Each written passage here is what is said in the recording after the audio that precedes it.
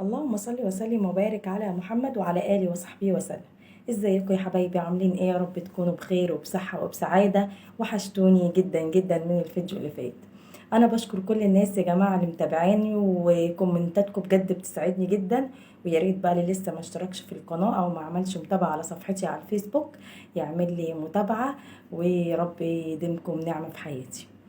النهاردة الموضوع بتاعنا بيتكلم عن الأم وعلاقتها بأولادها.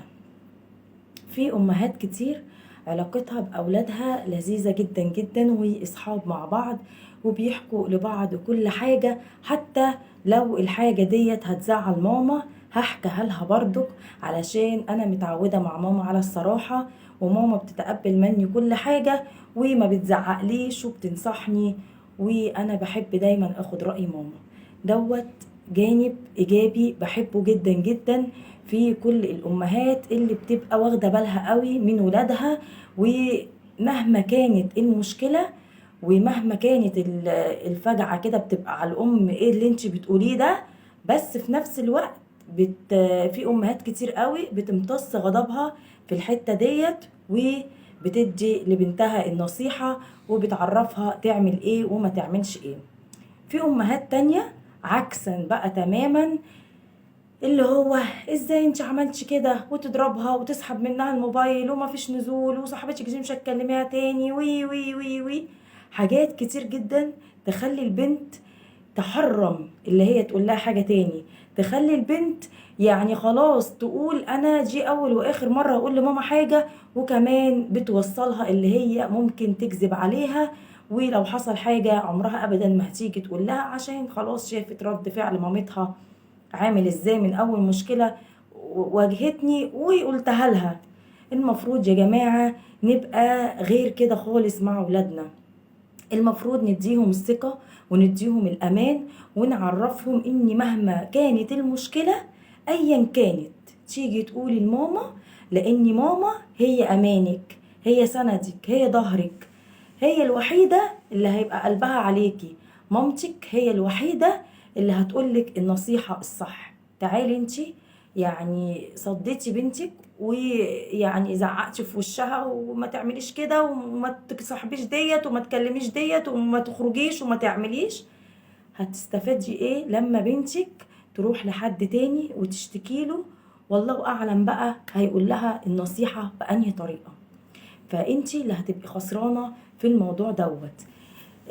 خسرتي بنتك، خسرتي ان هي ما بقتش قريبة منك، وكمان خسرتي ان هي بتسمع كلام حد بره والله اعلم بيقول لها النصيحة بأنهي طريقة.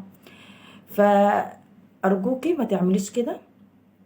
خليكي انتي الام والصحبة، وتسمعك وانتي تسمعيها، وتعودي ان انتي لما يبقى عندك مشكلة تقولها لها انتي كمان، وايه رأيك نعمل كذا ولا نعمل كذا؟ انا قلت اخد رأيك عشان انا مش عارفة ليه متلخبطة في الموضوع دوت. حتى لو انتي عارفة الحل شاركيها معاكي برضو، واعملي نفسك اللي انتي مش عارفة الحل، علشان هي تتعود تعمل زيك وتيجي دايما تشاركك اللي هي عايزة تقوله. حتى لو شباب كمان مش بنات بس، الشباب كمان لو الأم والأب صاحبوهم هيبقى صاحبه في كل حاجة. حتى لو هيشرب سجاير وجه قال لابوه ده انا مثلا غلطت النهارده يا بابا وشربت سجاره، بس والله ما هعمل كده تاني، في اب بياخدها يعني بصدر رحب كده ويقول له خلاص طالما انت عرفت غلطك، مش انا مش هعاقبك المره دي، وانت وعدتني ان انت مش هتعمل كده تاني، خلاص انا صدقتك. وفي اب ممكن يكتفه في السرير ويعلقه وياخد منه الموبايل ويقول له ما فيش نزول تاني، وهو كده فاكر ان هو كده بيربيه وبيحافظ على ابنه. بل بالعكس انت كده ضيعت ثقتك في ابنك وضيعته منك، وعمره ابدا ما هيجي يقولك حاجة تاني. وبدل ما كانت مرة واحدة هو مش هيعملها تاني، هيكررها كتير جدا جدا ومن وراك وانت مش هتبقى عارف.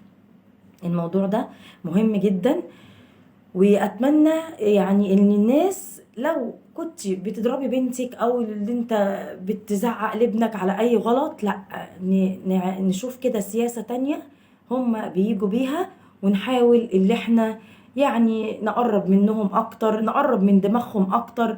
يعني يا فرحتي ان انا شايف ابني ما بيعملش اي غلط وما فيش منه اتنين، وهو اللي بيعمل المصايب كلها مع اصحابه بره. فما نضحكش على بعض، ولادنا قدام عينينا غير من ورانا خالص. الشباب والبنات بيبقوا من ورانا حاجة تانية. حتى كل ام تقولك لا لا لا لا البت دي سافلة، انا بنتي عمري ما تعمل كده، لا لا لا لا الواد ده صايع وقليل ادب وبيشرب سجاير، انا عمري ما ابني يعمل كده. وبتبقى هي اصلا متغفلة، وابنها وبنتها بره بيعملوا نصايب سودا ما حدش يعلم بيها الا ربنا.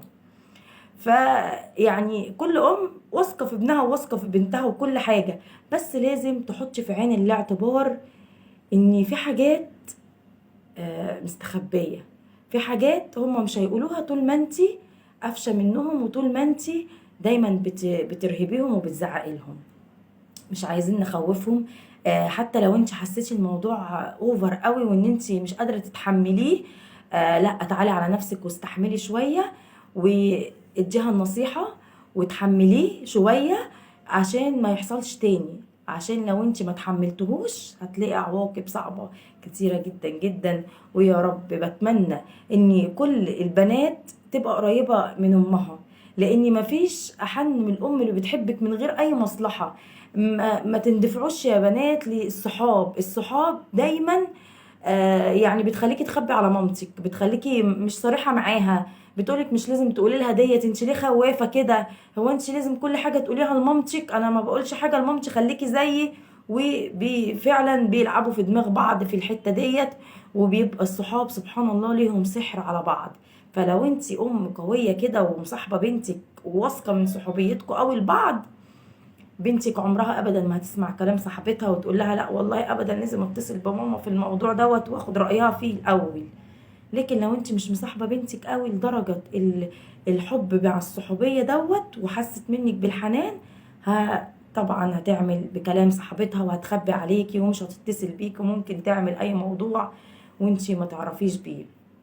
مش عايزين يا جماعة نبقى قاعدين في البيت غفلانين وولادنا مثلا في درس او وات ايفر في تمرين او اي حاجة، وتكوني انت بعيد عنهم وتلاقي صاحبتها او صاحبه بيلعب في دماغه لحاجة انت عمرك ابدا ما تتوقعيها، ولا عمرك ابدا تتوقعي ان ابنك يعملها. بس للأسف طول ما احنا بعيد ومش حاطين دماغنا مع ولادنا، هيعملوا حاجات كتير من ورانا واحنا مش هنعرف بيها حاجة. فالأحسن صاحبي ابنك وصاحبي بنتك وخليكوا صحاب، علشان ما نخسرش ولادنا ونخسر يعني النصيحة اللي ممكن نقدمها لهم وتفيدهم في حياتهم إن شاء الله. وفي نهاية الفيديو استودعتكم في رعاية الله وأمنه، والسلام عليكم ورحمة الله وبركاته في فيديو جديد إن شاء الله، وربنا يخلي لكم أولادكم جميعا يا رب العالمين. باي باي.